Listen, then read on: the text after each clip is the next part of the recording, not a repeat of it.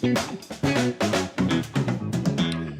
afternoon, everyone. This is Scott DeCamp with CatchMark SportsNet. We're here in the Whitehall podcast studio. This is season 7, episode 6 of the CatchMark SportsNet podcast. This season brought to you by Chris Wink, Realtor of Century 21 Trophy Class. We really thank him for his support of all things CatchMark. And he's a great dude. We had him here on the podcast a couple weeks ago. Go back and watch that. If you have any real estate needs, hit him up. And if you need it, we can help you get in touch with him. So it's Monday, May 13th, I think, 2024. The time's just zipping by. I hope everyone had a great weekend, a Mother's Day weekend, so that was a special time. Without further ado, let's welcome our featured guest. I was going to say Manistee senior, but now Manistee graduate, Braydon Sorenson. How you doing, Braydon? I'm amazing. Good. Been a good weekend, good week.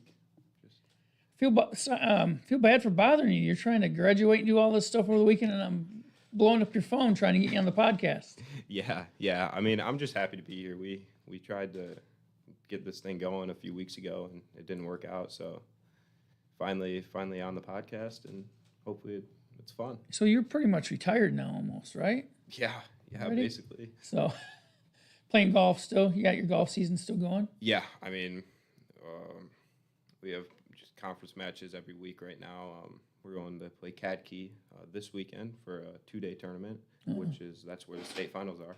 Oh, cool. Yeah, getting ready for that. You guys were 7th last year. We were. State finals, but we'll dive in a bunch of other stuff, including obviously skiing, which you're very good at, football, which you're also very good at that as well. But I don't want her to feel left out, so we're going to introduce our other guest, or should we call her co-host today, or she's all things because that's what she is in her life, basically. She does a lot of different things. It's Katrina Hyder, and she is our new sales and business development manager for CatchMark. Yeah. So welcome. Thank you. Pleasure to be here. Welcome on the podcast and to the company. Yes. Been here for almost a month now, so time is flying, as it should be. And I mean, I was going to ask how you did over the weekend or how things went, but I saw your finger. I don't know if you can show the camera. You had a little injury. Yeah. What happened there? This was actually probably about 16 to 18 hours ago. Well, I successfully, you wouldn't notice, but successfully went wave surfing over on Spring Lake, and got up on my first time, had a blast, and it was about my third time. I slipped off, and the board went right into my fingers and clipped the top, and I believe it is broken. I'm no doctor, though. Well, no, but you coach softball as well. You're an assistant at Reese Puffer, and you're not the one that. Are you the one that hits infield or not? No. Okay, so you're fine. That's not going to impact that. No. I'm more of as long as your voice works. Yes, you got that right. Okay. I'm more of the cheerleader on the team, getting morale boost up and getting these girls wicked hyped up for those games. So. And it has been, I don't think it's me, but I do think they've been, very vocal on the field. And when most audience see them, they realize the same thing. No, I think they're doing all right, too, but we'll dive into that as well. Yeah. So before we do dive into that, let's thank our sponsors, obviously starting with the title sponsor, Chris Wink, Realtor.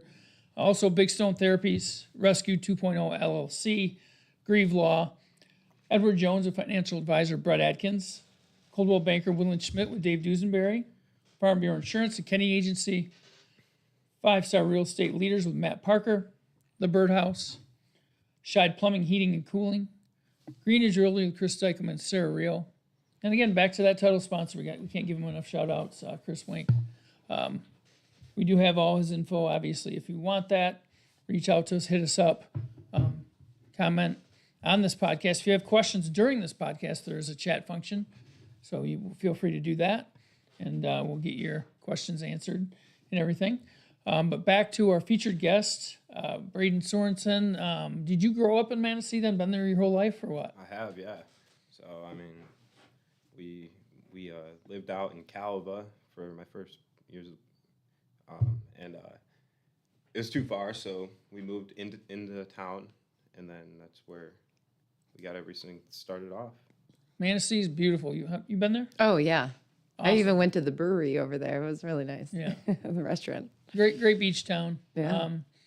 What was it like growing up in there in that beach town? I mean, it's awesome. Summers we got a boat, so we go boating all the time, water skiing, and then Wave surfing? I've never done that. No. Yeah. Don't let me stop you. Yeah, and then obviously we go to the beaches, go jump off the pier. I mean, that was a really big part of our growing up in town. Oh, yeah. And obviously golfing. My buddies and I, we just go golf every day in the summer at the country club, and just I heard that's pretty Be nice. That's outside. right over on the lake too, isn't it? Pretty much, aren't there a couple holes on the lake at least? yeah. There's 4 holes that are right on Lake Michigan. And Yeah. it's pretty fun. Gets a little windy some days, but Yeah. other than that, What's your home course then? Because you play on the Manistee golf team. yeah. So our home course is Manistee National, Mm-hmm. which it's great. They have 36 holes there, and then an executive 9 par 3 course as well. Nice. So it's fun. You Yeah. get to play golf every day and Yeah. go explore and see all these courses across the state. So skiing, we're going to talk about that. How much different is skiing from wave surfing? Differentiate it for me. Well, Besides the obvious. yeah. I say the whole water skiing compared to snow skiing is they're like polar opposites. Because in skiing, you want to be in the front of your boots and turning from the tip of your ski, and then when you're water skiing, you want to be leaning backwards so obviously you don't dive into the water and start skipping across like that. Learn that lesson. Yeah.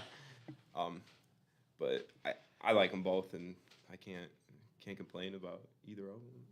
So we'll start, and obviously, I guess, chronologically in terms of the seasons of the high school sports seasons. Football. Mm-hmm. How many years did you play that? When did you get started with that? I started playing football in Pop Warner, so that's 6th grade, right around there, 6th, 7th grade.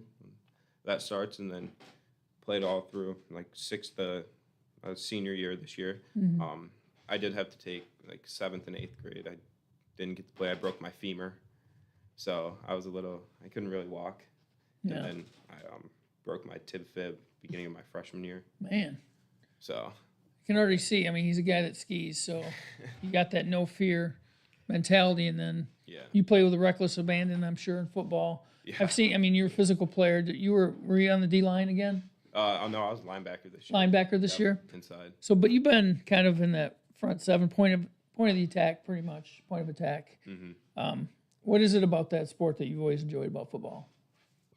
Just the whole no fear and getting over that barrier in your brain telling you to slow down but breaking through and just hitting someone as hard as you can, and then on the other aspect is the intelligence you have to have, especially at linebacker, and just reading an offense and making the right calls and being physical, having fun, flying to the ball. And then we'll get back to those other sports too. But for you, Kat, where are you from originally, and what sports did you grow up playing? Yeah, I'm originally from Bay City, Michigan, so Thumb area.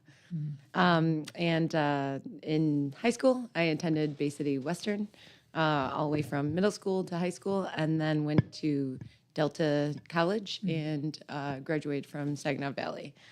Some sports that I played growing up in Bay City. For school-wise, it was 4 years of varsity softball, and then I also played volleyball. What was the nickname of Bay City Western again? I'm not gonna say it. Okay, corn checkers. Okay, our school was literally next to and surrounded by cornfields. That's all right. Yeah, we were tough. We were tough kids. No farms, no food. So, Yeah, exactly. So, but as far as carrying it on into college and everything, I mean, what's it been about sports that's always kind of maybe got you hooked and kept you hooked? I would definitely say the team bonding part. Kind of working together and utilizing the team and seeing who is best at which, how they could contribute to the team. Whether if it's a person managing the team, keeping score, cheerleading, hitting dingers, or just playing really good defense. So just collaborating and utilizing everyone's talent in a different way. Reminds me of that kid, was it Sal or whatever from Little League? I hit dingers. I had dingers. That was from You the ever home see run that derby. video? Yeah. Did you see there's a clip of him recently where he's in high school and he hit a dinger? He doesn't look quite The the same same, anymore. yeah. He's grown into that body a little bit. But so skiing, and we'll get back to golf, but what got you into skiing, and especially when it's, maybe it is in Manistee, but just around these parts, you just don't see it as much. People just aren't there, maybe the hills, unless you Yeah. travel maybe an hour or something to get to one. Yeah. So I don't know. I started skiing at about 4 years old, and my aunt, she took me up the Crystal Mountain, which is about 40 minutes away from where we live, and just did like the cubby lessons, the group lessons. Went up the magic carpet and did that about 3 or 4 times that year, and then the next year kept doing it, and then started to get on the chairlift and going down the bigger hills and learned my pizza and my French fry, and I just fell in love with it, and then saw they had like a racing thing. What's racing? So we went and tried it out, and then I was like, oh, this is super fun. You get to go fast, and that's awesome as like a little 6-year-old kid, and yeah, so I got into like the race program at Crystal Mountain. Started doing that. It was like 3-4 days a week. My parents would drive me up there, and started racing. Then I started to get good at racing, and they just, I don't know, we just kept going up there and started to fall more in love with the sport, and I guess the rest is history so far. No, I mean, you're a very accomplished skier. I mean, just tell everybody, how high you finished, like at the state, who you competed with, and then your state finals finishes and your experience with that. Yeah, so this year I was runner-up at state finals, so second place, and then regionals I won both events, and then pretty much had an undefeated season other than a few races here and there. But And Manistee had its own team or no? no, so we co-op with Onekama. Yeah, that's what. And Okay. It's yeah. actually like a 5-school co-op. It's like Is it? Onekama, Bear Lake, Yeah. Manistee. There's a lot of that with hockey down here too. With like Reese Puffer's a co-op with Muskegon Catholic, North Muskegon, Montague, et cetera, et cetera. But yeah, so the high school season, that was done, and then there's like skiing outside of MHSA. It's called USSS, which is equivalent to like AAU basketball or volleyball. Yeah. And those are the races we go up to Searchmont, Canada a lot. And I actually went up there and I won the overall championship for the Central region. So that's from like, I don't know, half of the UP and like Wisconsin over to, I don't know, all of Michigan, maybe a little bit of New York area, right around there, or the Central region. What's that say about someone that's from Manistee that, I know like Rockford and some of the other big schools have ski teams, but, because there's obviously Hills, Grand Rapids area, but what's it mean to be from your area and to have that kind of success? Just because, there's some people that maybe do it, but maybe not a ton. So what's it mean to you to have that kind of success despite not growing up right in the heart of where people do that? It's awesome. I mean, and the amount of support I've had from everyone and like our whole community has just been, it's like everywhere I go in the wintertime, it's, wow, amazing job. Hey, I saw you in the paper, like, great job. And I mean, I can't be more grateful for everyone. But it's pretty cool because Manistee, they produce some pretty good skiers, but it's been a long time. It was probably the last, I think we had a state champion when Manistee had their own ski team. But that was like probably 2010, 2013 era. So it's cool to be like kind of break through and show Manistee skiing's still a thing. What's the difference between in the two events, the slalom and giant slalom? Yeah, so slalom, it's like there's smaller turns, shorter turns, and the gates, they break away. So you like hit the gates, and it's just whoever can get down the fastest. Yeah. And then giant slalom, there's bigger turns, and they're like panels that you have to go around, and the same objective. Fastest man wins.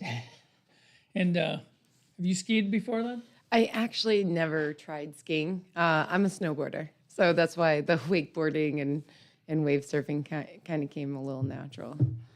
Yeah, Yeah. I've tried snowboarding like twice, once this year and once last year, and I don't know, it's fun and all, but you guys are crazy. You say that. Well, you just said everything that you just said. One question I have for you: have you been to Mount Bohemia? I have not. No. Okay. No, we've actually I haven't really skied anywhere in the Upper Peninsula. We went up to Searchmont for races, which is just past, like 40 minutes past the Sioux in Canada, and we went there like 4 or 5 times this year. But other than that, no. Oh, you have to make your way up there. Yeah, yeah. I heard it's amazing. Yeah. Well, my buddy Caden Van Sickle, he's playing he's playing football At at Tech? Yeah. Yeah.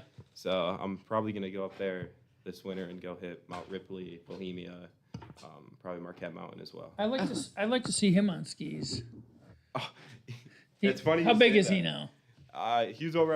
He was in town last week. Came over and he's about 285. He's like just tall. Was he about 6'4", 6'5", or is he Yeah, taller than that? About 6'4". Yeah. Yeah. Big Right lineman, get him on those skis. Yeah. No, he actually has his own pair of skis, and like he's gotten the season pass up at Crystal the last few years. Yeah, that's cool. So it's a big man on little skis. So have you ever been scared on skis? Not much until this year. So I was on Team Michigan. So you had to like qualify and get a spot, and we were out in New Hampshire month and a half ago. The top of the course, you couldn't see the bottom, and we were like above the clouds. So going down there, Jeez. like standing on the hill, you could look over your shoulder, and it was right there. But yeah, it was kind of scary. And then when you're going down these runs, they're so much longer than anything you can imagine in Michigan, and your legs are just jelly. You can't walk at the end. So what's the classification? Is it like black diamond? That's like Yeah. the most extreme and most challenging, right? Yeah. Like what makes it? Like when does it cross over from? I don't know what the classifications are, if there are, or what they're called. So how would there's you like- break them down? There's a green run, which are typically like a green circle. Those Yeah. are like the most easy, mellowed runs you can find, where the beginner slopes. Then there's more intermediate with blue, which is associated with the square. Square. Those are like pretty much in between the two. Yeah. And then the black diamonds, which are like the top tier slopes. And then once you get out west, you can see like double blacks, which are just gnarly. I mean, takes quite a bit to go down those. But yeah, we normally race on just like black diamonds, and it's a black diamond out east or out west is a lot different than a black diamond in Michigan. I'll put it that way. Yeah, I could imagine. just a lot more extreme.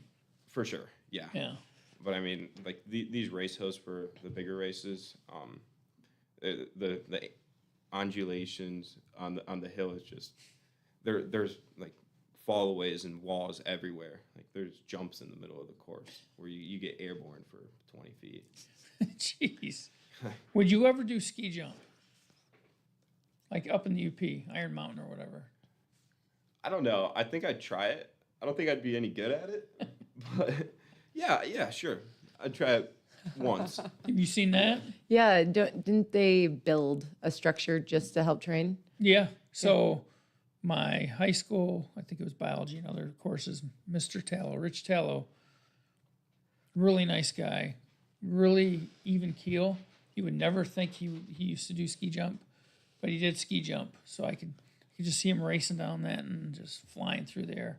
That's crazy. But he did that. Yeah, he's from the UP and did that. Oh, that's So I feel like that would be such a cool event to go watch. And then there's probably some crazy crashes. oh yeah.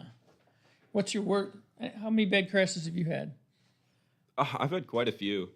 Any injuries in that? Because you said you got hurt playing football, but what about hurt skiing? No. Or I didn't get hurt playing football. I got hurt like before the season. Okay. Yeah.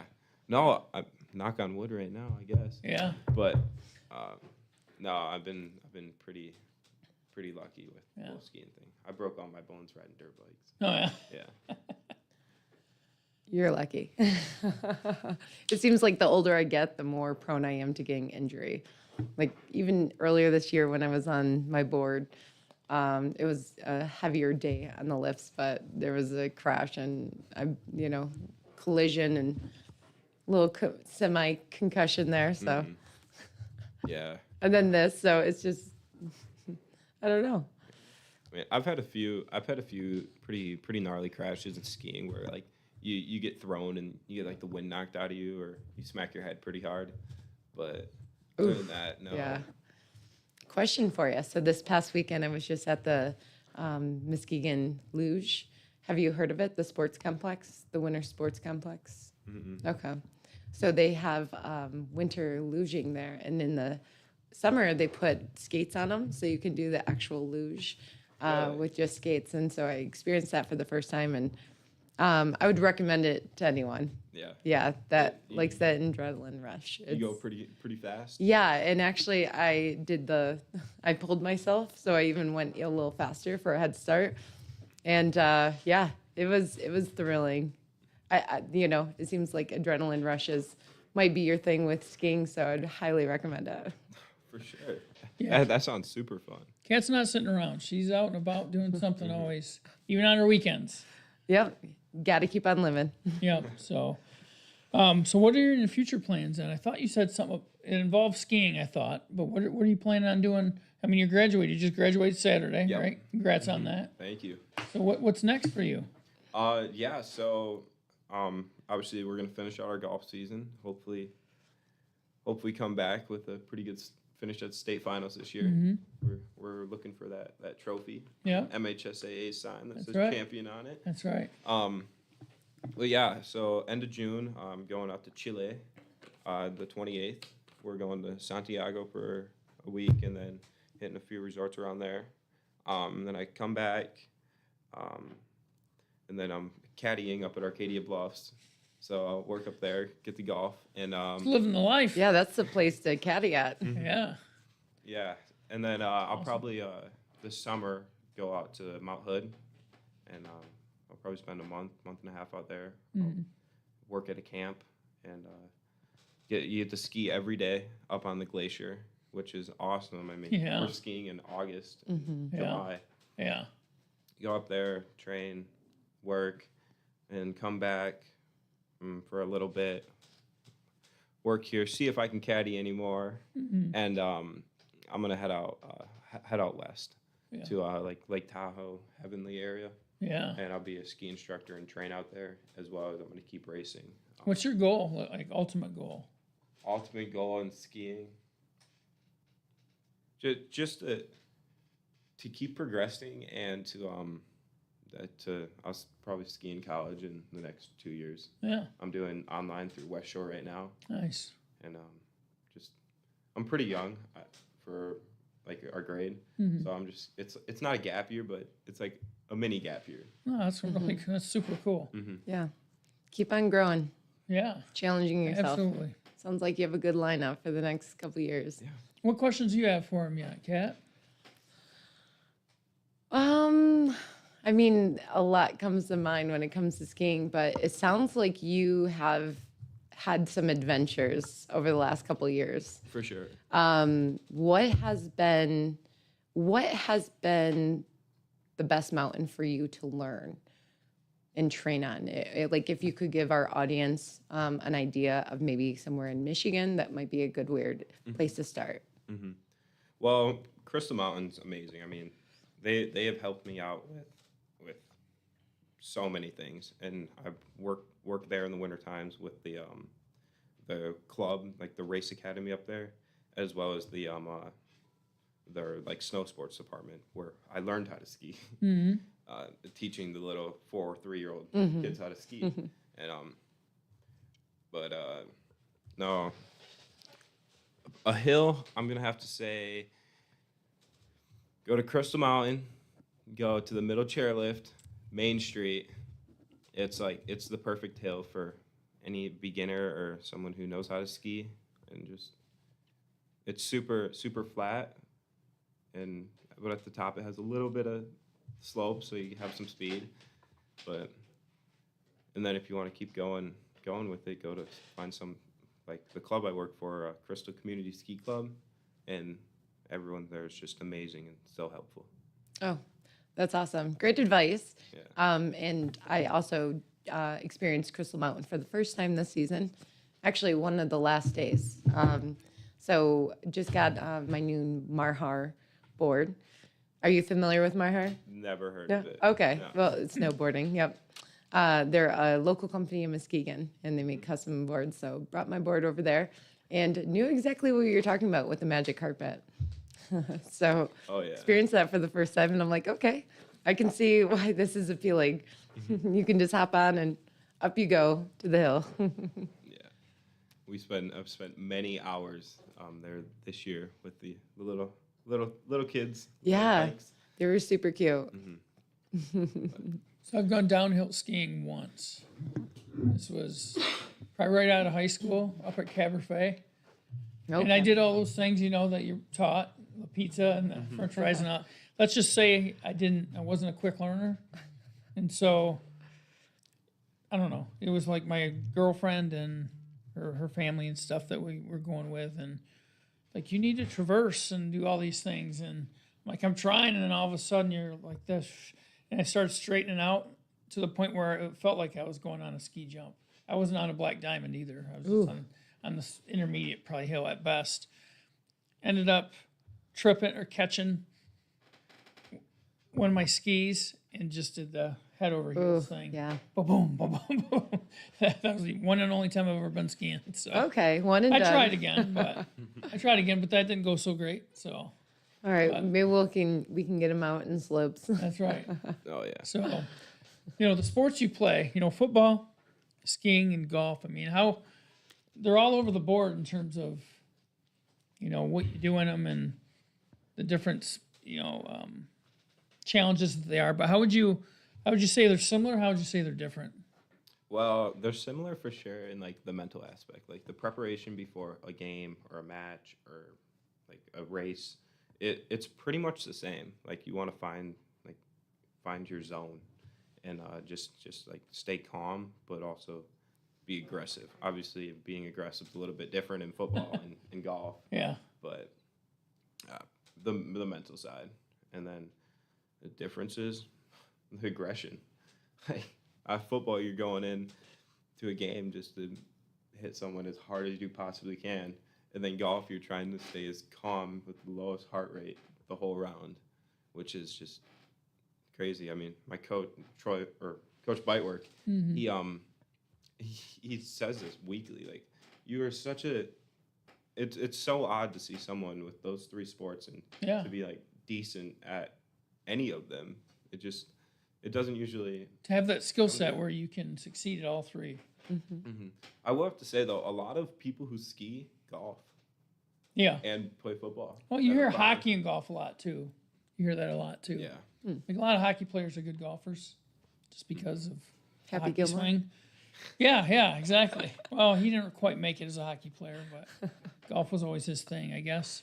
But so Arcadia Bluffs, have you worked there before then? I have Caddy not. there? No, So with caddying, does that mean you get to play the course whenever you want? it does. Ooh. Have you played it? No, I hear many things. You should. It's awesome. I mean, it's amazing. You go out there. Actually, it's really, really inexpensive when like right after they aerate the greens, or like the nighttime rates. I shouldn't say inexpensive. But it's more manageable though. It's more Yeah. more affordable It's then. not bad, but it's beautiful. Yeah. You can see why it's on like Golf Digest top 100 Yeah. courses year after Yeah. year, and it's something. It's like the next wonder of the world. I haven't played that yet. I played a place in Cabo called Quivira. It's a Jack Nicklaus course. It's up on like the cliffs and stuff like that. So that was pretty amazing. That was way above my pay grade. Never play that again, probably. Amazing though. I should show you pictures after we're off the podcast, but awesome. I didn't know you golfed. Well, I use that term loosely. I try. Well, I'm in a golf league at Stonegate. Are you? On Okay. Wednesdays, yeah. Stonegate's not bad. No, it's fun. Pretty solid. Yeah. It actually gives you kind of an up north feel a little bit down here in the Muskegon area. Twin Lake, Yeah. right down from Puffer. So, yeah, but it's fun. I used to get all worked up about golf and get mad and stuff, but I don't anymore. It's like, whatever. You're just out here to have fun. Yeah, I can understand. So, out of all the sports that you play, what is the most physically challenging one, and what is the most mentally challenging one? I'm gonna have to say skiing for physically. Like, Oh, really? It's hard. It's hard. Like, especially, I wouldn't say so much in Michigan, but out west or like mountain races, it's pretty hard. I mean, these are minute-long runs where you don't really have time to do anything. Like, it's all your legs and core, and it's pretty demanding. Like, we were out in Stratton, Vermont, last month for a fist race, and there was holes probably 2-3 foot deep in each turn. So like you're jumping from turn to turn. And you do that for about 90 gates. It gets pretty challenging. Wow, I can imagine. And then golf mentally. Okay. I mean, I think everyone can agree on that one. It's such a hard sport. Oh, yeah. I can imagine. It's just very precise. Putting is the hardest thing, but For sure. what do they say about putting? Putting, putt for Driving dough. for show, Yeah. putting Putt for for dough. dough. Yeah. Yep. That's basically it. I mean, you can be just rolling along too. I mean, good golfers, you could be an average golfer or below average like me, whatever. But you can get on a roll and be playing well, and then all of a sudden you think you have it. Not that you ever have it figured out, but you feel good about it, and then all of a sudden it just goes in the tank. It doesn't take much. Or when you make that new change to your swing and it fix everything. Yeah, right. No better Takes than time. that. No better than that. That's Yeah.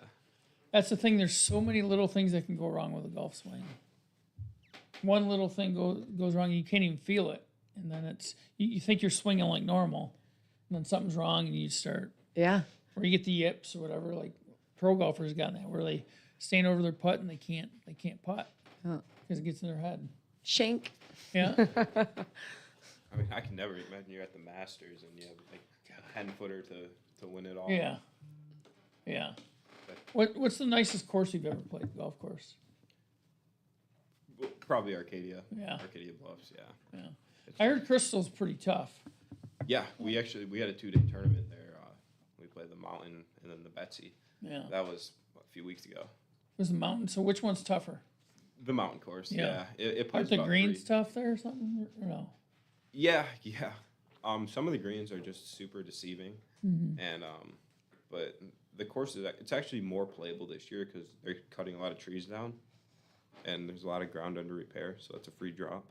Okay. Okay. So I was out at Stonegate covering one of your guys' jamborees early in the year, and a lot of guys were having trouble with number 2. It's that par 3, where you're kind of hitting over the little marsh area. Yeah.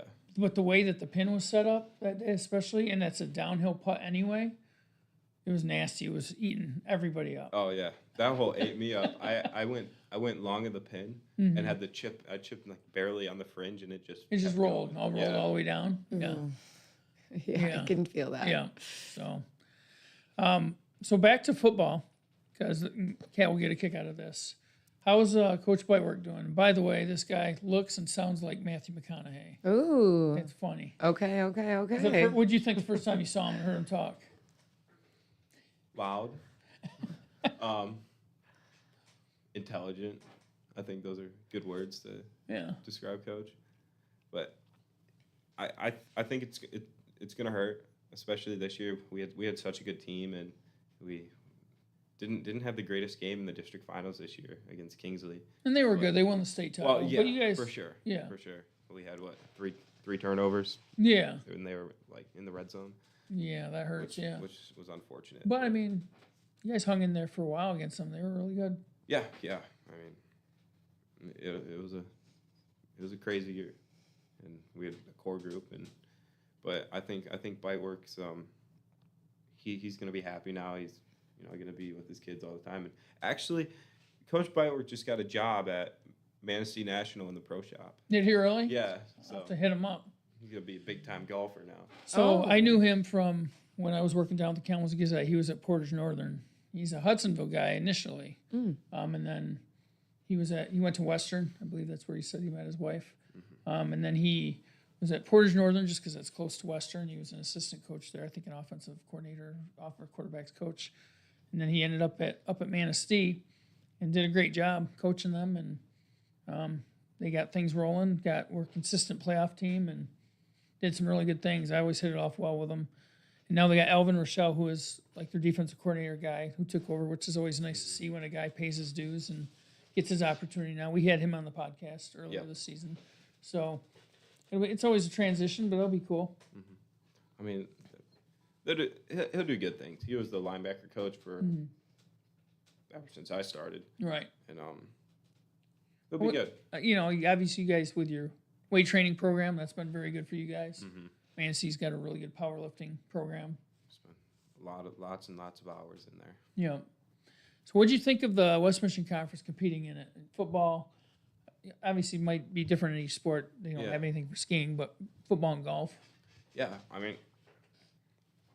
I like it, honestly. I mean, with us being the smallest school in the Lakes Division, it's challenging, and I think that's going to stay true year after year. Obviously, it's a numbers game.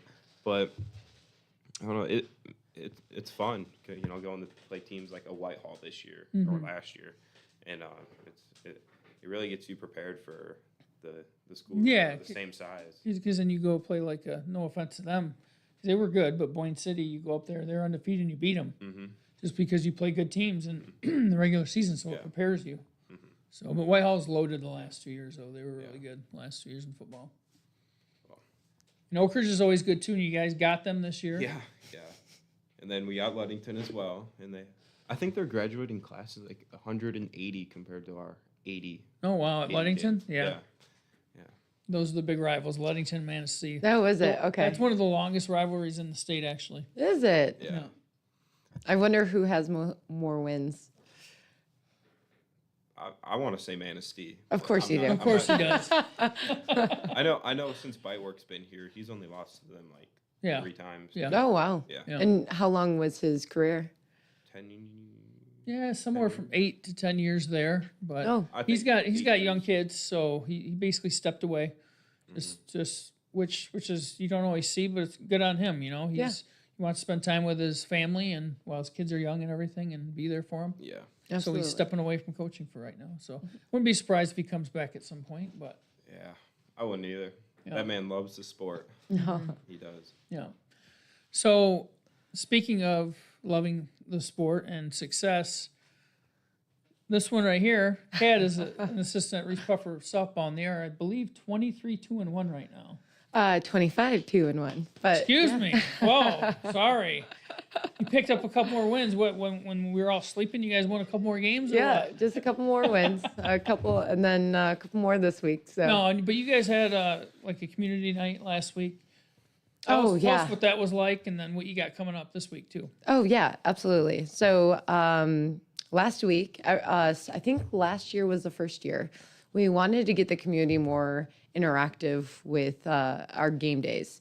So we started something called a community night, and we invite every single school, every youth player.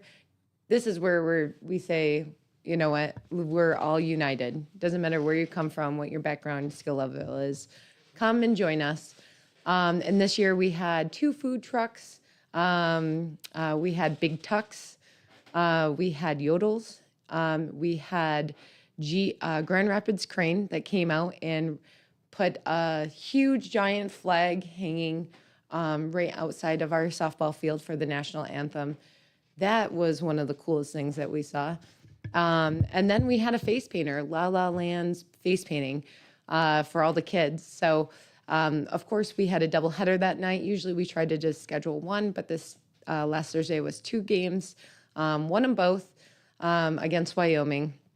And we had all the kids come out between games, running the bases, getting their face painted. Oh my goodness, you should saw their faces like little rockets and softballs and tigers and whatever out there. So, but every year I think we're going to try to make it bigger and bigger. So if you guys have any ideas, feel free to share them because the more people, the more merrier. And what do you got this week? You got another event this week, right? Yeah, we have a couple events actually. This Wednesday, May 15th, we're actually doing Reese Puffer Softball Booster fundraiser, and that's going to be at Bear Lake Tavern from 4 to 9. So I believe it is 10% of your overall cost for food will go back, and the girls, the softball team will be serving you. So that's always fun. And thank you, Bear Lake Tavern, for having us out there. And then May 16th is going to be our benefit softball game for pediatric cancer. And this is where Reese Puffer is actually teaming up with Spring Lake. Life is full of tough situations, and cancer is one of them. And last year, Reese Puffer had athlete, Aaron Kuhn, that was on the boat team, Reese Puffer boat team, and he passed away from cancer. And Spring Lake, also Tegan Rose, was a cancer survivor, and she's currently playing. Mm-hmm. So we're teaming up on to fundraise for cancer and try to make a difference in the community. So one thing we're doing is raising a fundraiser for and passing out ducks. So you buy a duck for $10, and just kind of like a hockey game, you kind of throw them on the field at a certain target. Whoever's closest gets a portion of the funds, and then it goes right back to Grand Rapids Pediatric Cancer Society.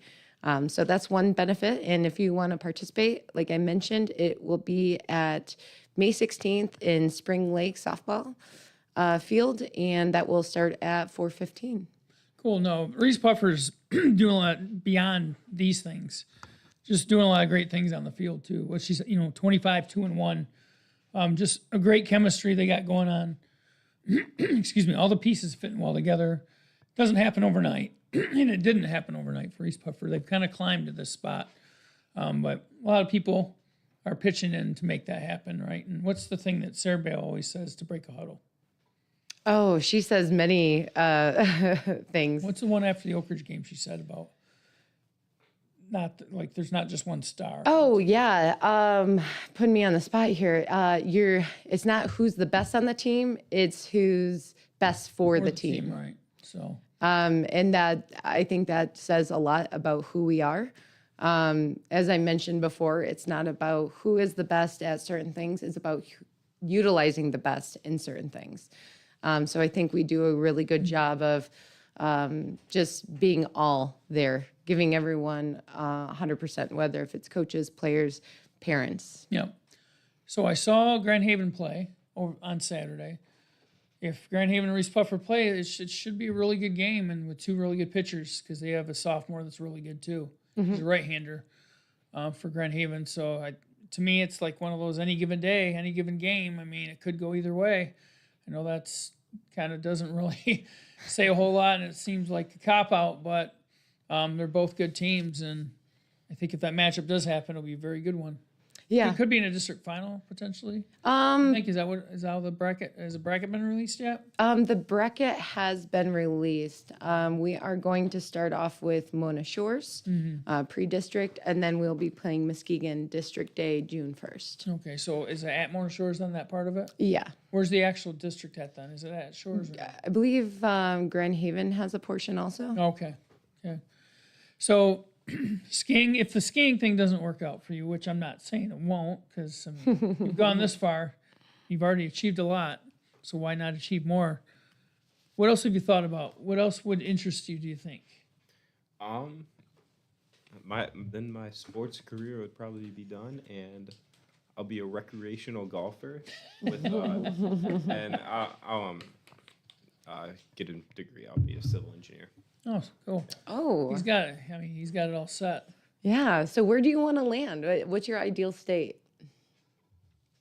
Somewhere with snow and mountains. Okay, I figured. Utah. Okay. Mm-hmm. Yeah, that's what I'm thinking. More on the west side for you. Mm-hmm. But I mean, on the East Coast, I mean, they have some great mountains themselves. I think you mentioned Vermont, or was it Massachusetts? Yeah. Yeah, we've been to we skied in New Hampshire and Vermont this year. Yeah. Yeah. So of all the states and I'm going to say countries because you've been to both the United States and Canada.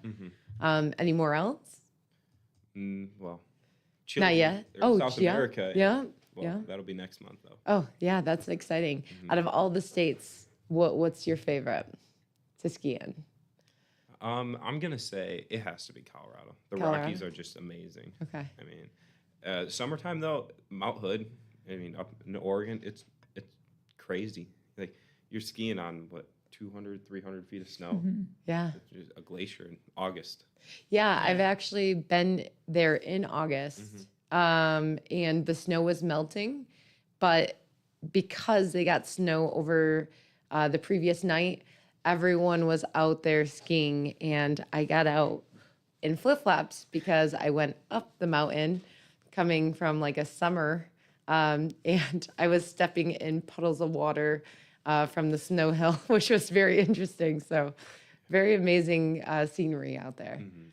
Well, I mean, the first time I was out there, I was my sophomore year, and we went skiing in the morning. We go skiing at like 5, 6 a.m. because that's when it's cold up there.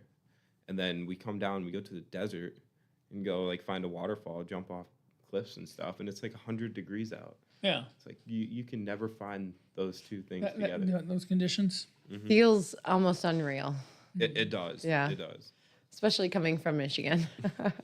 Yeah. But keep on exploring. You'll keep on growing. So, Kat, just you starting out here at CatchMark, what have your impressions been? Just of the area of the company, of where we're trying to take things. Yeah. What we want to do. Yeah. Okay, this is your platform to say, tell everybody this is what we want to do. Dropping the mic. That's right. I get it. So my first impression of CatchMark, honestly, it's been when I looked at it, I was like, is this a kind of a dream come true? Because I've been in the tech industry for the last 7 years. I coach. I love the community. And in all reality, I've been working for corporations, whether if it's in Boston or in the UK, and being able to take the information and the skills that I learned from there and bring it to CatchMark, I think will be a game changer. In all reality, this has been everything I wanted into one position and one company. It's not every day that you're going to come find a company that not only offers IT services, but also promotes the community and focuses on local athletes. So really exciting to not only offer our community in professional level, but also help athletes boost their career if they want, So right now, you mentioned, where are you guys expanding to? Right now, we're kind of on that West Shore. And now that we have a little more resources at CatchMark, I think expanding the radius is that's where we're going to take it. One school at a time. So someone your age, what does someone in high school, what do they want in terms of coverage? What types of coverage do they want? Do they like the videos, the photos, the stories, the social media, the TikToks, what do people your age like? What do they want? I mean, I think they're a pretty big fan of all the videos and pictures and stuff because, high schoolers seeing their picture online, that's awesome. Yeah. And, I mean, basically everything you guys are doing right now. We just didn't get to the slopes. That was a mistake. That would have been great to shoot that. Yeah. Need the equipment to do that, but yeah. Yeah. Well, you guys did the little icebreaker last year. Yeah, we did. Yeah. We sent a guy up, Tate Stein, went up and interviewed Braydon. That was cool. That was the thing we do in the winter, of course, the play on words. But that's always fun to showcase the athletes and stuff. But yeah, we're just always looking for ways. We want to keep up with where the young people are at and what they like, how they like to be featured. So, yeah. Is there any application that you would prefer watching your reels on if it was CatchMark related or? I mean, I probably see them on TikTok. TikTok? Okay, cool. I don't know what we're going to say after this year, though. Yeah, that's what I'm saying. yeah. No, you never know where that's going. Standing out. Yeah, and I've always said this, it's not really a secret, but, and forgive me for the poor analogy or whatever, but it's almost like these social media accounts are where the kids are hanging out, or that's where they're partying, so to speak.